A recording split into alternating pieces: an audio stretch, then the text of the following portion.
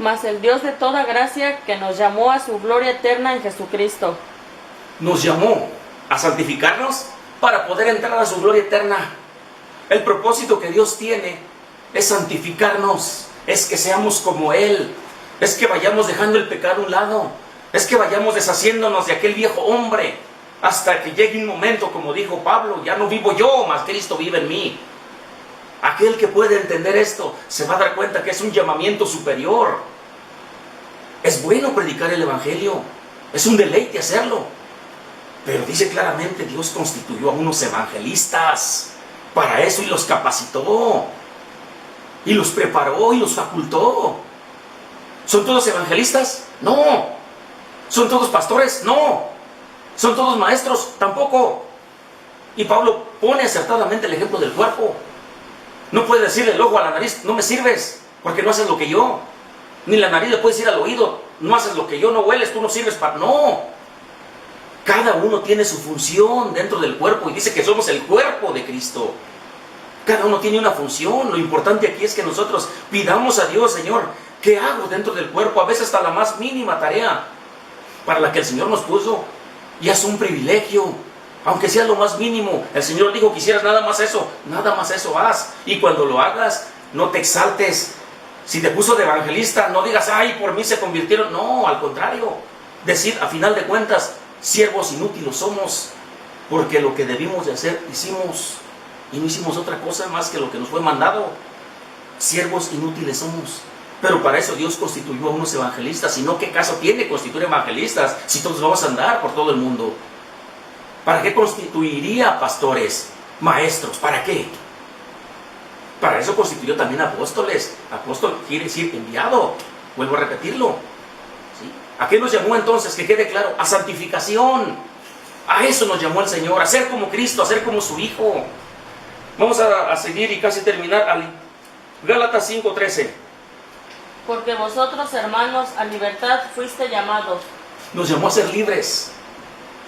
Y después de hacernos libres, a ir caminando poco a poco y irnos separando poco a poco de las costumbres del mundo, de aquello que está en contra de los mandamientos de Dios.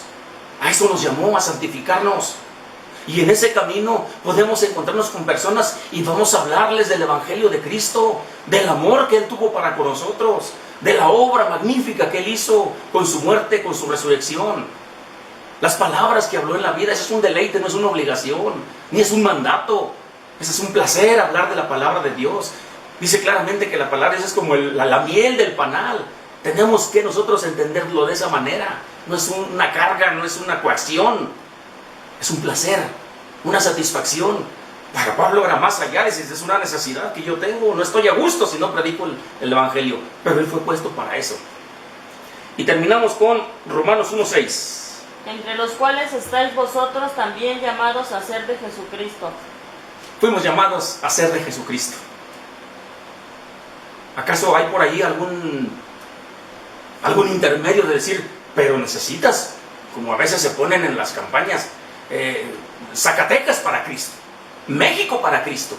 No, nos llamó para ser de Jesucristo. No tenemos que hacer ninguna obra.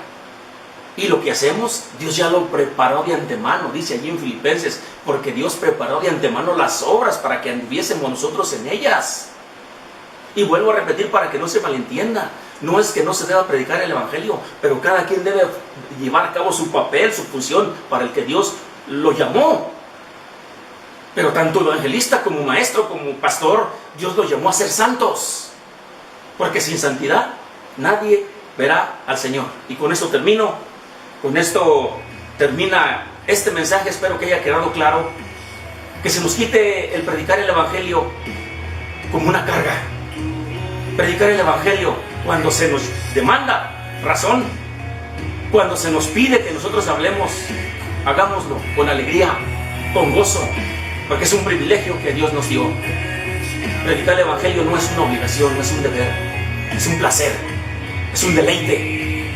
Hablar de aquel que nos amó, de aquel que nos salvó, de aquel que dio su vida por nosotros. Dios les guarde en este día. Dios los bendiga. Y Dios nos dé entendimiento y Dios nos haga crecer en su gracia.